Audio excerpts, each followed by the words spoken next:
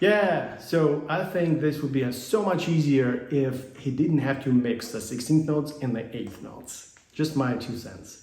To me, that is what makes this variation hard, because you have to change, you have to constantly change from on string to off string. So you're at the frog, which is hard enough. And yeah, so dealing with the constant change really throws you off balance a lot, all the time. And I think that's kind of the point.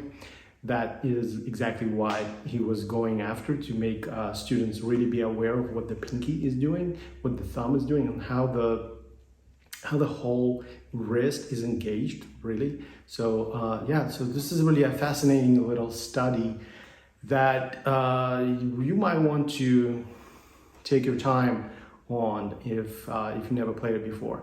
It's really filled with all kinds of interesting moments that you will discover as you slow down and really start analyzing what's happening. So really pay attention to also these string crossings. That's another really tricky moments that this whole book is really filled with. Of course, you know, string crossings is kind of a weak spot for a lot of players. So that's righteously, you know, Sevcik thought a lot of people needed help with that. So that's why he probably incorporated a lot of that in his book. And thank you, Mr. Sevcik, for doing that. All right, so if you enjoyed this video, please give it a thumbs up and subscribe to my channel. Also, I ask you to visit my website, where you can find some information about the online lessons I teach. Thank you for watching.